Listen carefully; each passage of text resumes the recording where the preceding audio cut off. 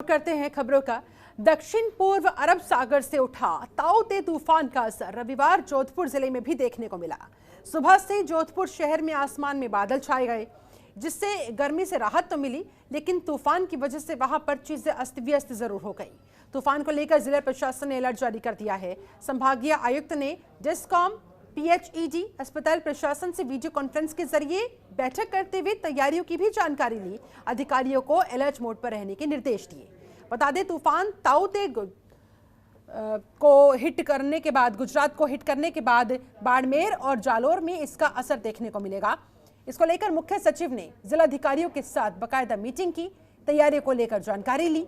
चक्रवाती तूफान का रूप लेकर उत्तर पश्चिम की ओर आगे बढ़ता जा रहा है। इस दौरान प्रदेश के रेड अलर्ट जिलों में आंधी बारिश की भी संभावनाएं जताई गई। पाकिस्तान से सटे राजस्थान के कई जिलों में तेज तूफानी हवा के साथ बारिश की भी संभावना। 50 किलोमीटर की रफ्तार से हवाएं चलने का अनुमान। ऐसा कहा जा रहा है कि गुजरात के रास्ते बाड़मेर में दस्तक देगा ये, और मौसम विभाग ने इसके मद्देनजर अलर्ट भी जारी कर दिया है। अलर्ट के बाद सारी तैयारियां भी परिस्थिति से निपटने के लिए पूरी करने का दावा यहां पर प्रशासन की तरफ से किया जा रहा है। तूफान का बाड़मेर में असर दिखने लगा, जिसके बाद ताऊ ते तूफान को लेकर बाकायदा अलर्ट जारी हुआ।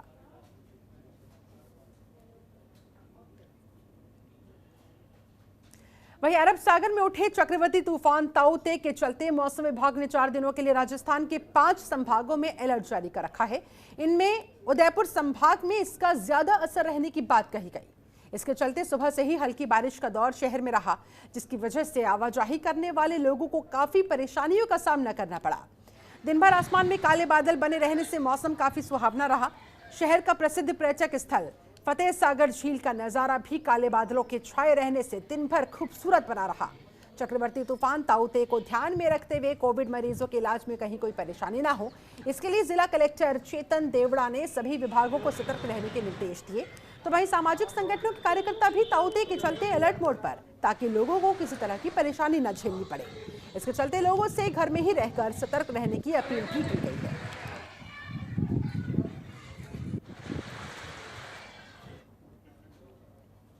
वहीं राजस्थान के डूंगरपुर जिले के सागवाड़ा उपखंड और सीमलावाड़ा तहसील क्षेत्र में आए तूफान ने खूब उत्पात मचाया।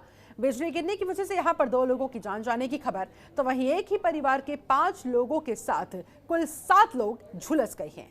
इन लोगों को अलग अलग अस्पताल में भर्ती कराया गया है। सागवाड़ा थाना प्रभारी अजय सिंह राव ने बताया कि दोपहर बाद गिरी बिजली की चपेट में आए भासौर निवासी जितेंद्र पुत्र हरिशंकर पंड्या की मौके पर ही मौत हो गई। तो वहीं पास के खेतों में काम कर रहे भासौर के ही विशाल और कमलेश भी झुलस गए। दोनों को अस्पताल में भर्ती कराया गया है। अभी दोनों की हालत स्थिर बताई जा रही है।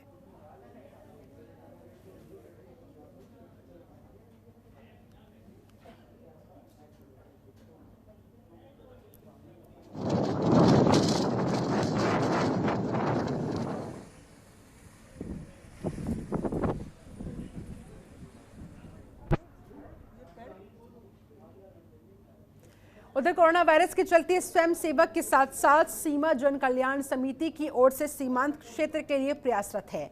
खाजूवाला में स्थित सीमा जन छात्रावास में 2 ऑक्सीजन मशीनें आम लोगों के लिए निःशुल्क समर्पित की गई, जिसका चिकित्सा प्रभारी डॉक्टर अमरचंद बुनकर के द्वारा दीप जलाकर शुभारंभ भी किया गया।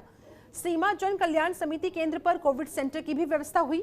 जैसे ही सामुदायिक स्वास्थ्य केंद्र से मांग होगी, ये मशीनें निःशुल्क उपलब्ध करवा दी जाएंगी। ऐसे में जल्द ही 3 मशीनें और भी आ जाएंगी। सीमा जन कल्याण समिति के पुरुषोत्तम सारस्वत ने कहा कि हमारी कोशिश रहेगी कोरोना की इस महामारी को देखते हुए लोगों का सीमा जन कल्याण सुविधा के द्वारा उन तक हर फैसिलिटी पहुंचाई जा सके, हर मदद उन्हें मुहैया कराई जा सके।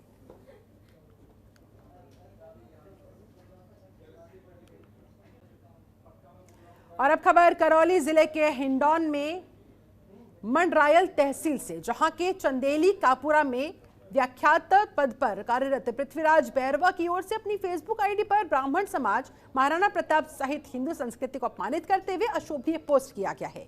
इसे लेकर ब्राह्मण समाज में काफी गुस्से का माहौल है।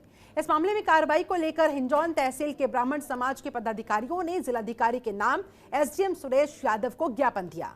इस मामले में तहसील अध्यक्ष अशोक शर्मा, युवा प्रकोष्ठ के तहसील अध्यक्ष शुभम तिवारी ने एसडीएम सुरेश यादव को ज्ञापन देते हुए दोषी पर सामाजिक मर्यादा के खिलाफ हिंदू संस्कृति पर गलत टिप्पणी किए जाने की शिकायत की है। दोषी के खिलाफ कार्रवाई की मांग की गई है।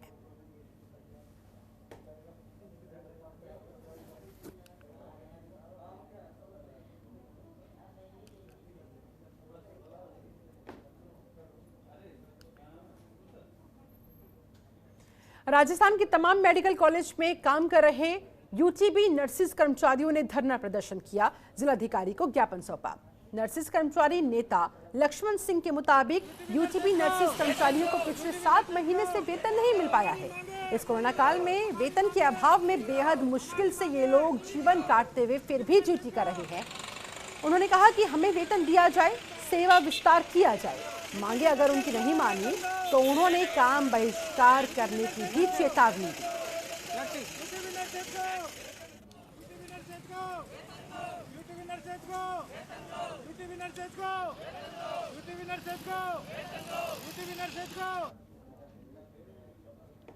वहीं जोधपुर और राजस्थान ईस्टर्न की ओर से सरकार द्वारा मांगे नहीं माने जाने के विरोध में आज से इंटर्न डॉक्टर्स ने विरोध जताते हुए 2 घंटे का कार्य बहिष्कार किया।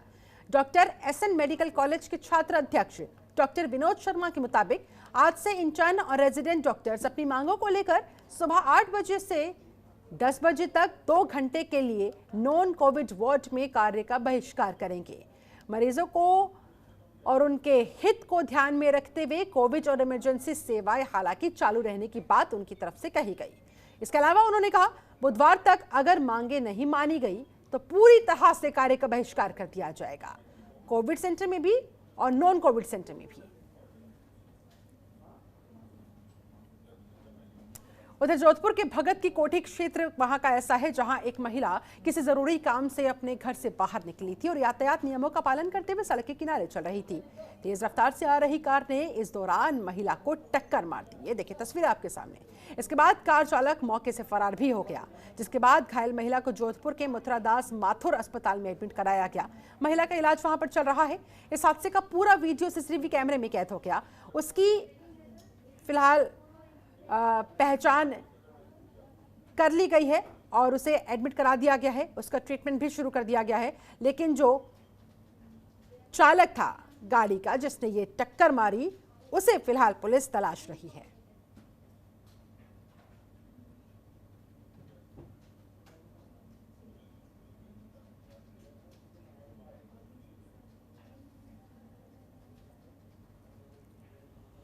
और इस बीच बात करेंगे जयपुर से बड़ी खबर की। एसीबी का बड़ा ट्रैप। जी हां, भट्टा बस्ती थाने का घूसखोर हेड कांस्टेबल ट्रैप। 15,000 की घूस लेते हुए अब्दुल रऊफ को दबोचा गया है, इसे पकड़ा गया है। भट्टा बस्ती थाने का घूसखोर है ये हेड कांस्टेबल, जिसे ट्रैप किया गया, जिसे पकड़ा गया। 15,000 की घूस लेते हुए रंगे हाथों उसे दबोचा गया। एसएचओ राजेंद्र सिंह की भूमिका भी संदिग्ध इस मामले में बताई जा रही है। राजेंद्र सिंह के थाने से फरार होने की सूचना भी सामने आ रही है। फिलहाल राजेंद्र सिंह जो एसएचओ है, उसकी भूमिका संदेह के घेरे में, वो फरार भी चल रहा है, जिसके बाद अब फिलहाल उसे तलाशा जा रहा है। उधर भीनमाल उपखंड के पास नरता और कुशलापुर गांव और सार्वजनिक स्थानों पर हाइपोक्लोराइड का छिड़काव करवाया गया। इसे लेकर सरपंच प्रतिनिधि मकना राम चौधरी ने बताया कि अब की बार शादियों के सीजन में लोगों का शहरों से आना जाना लगा रहा, जिससे संक्रमण का खतरा भी काफी बढ़ता जा रहा था। हाल ही में शादियों का माहौल पूरा हुआ तो दोनों गांव में हाइपोक्लोराइड का छिड़काव करवाया गया ताकि संक्रमण का खतरा कम हो सके। उप सरपंच प्रतिनिधि नितिन ठाकुर का कहना है कि कोरोना की दूसरी लहर गांव की तरफ तेजी से बढ़ती जा रही है, इसीलिए कोरोना महामारी के संक्रमण को रोकने के लिए गांव में हाइपोक्लोराइड का छिड़काव करवाने का फैसला लिया गया।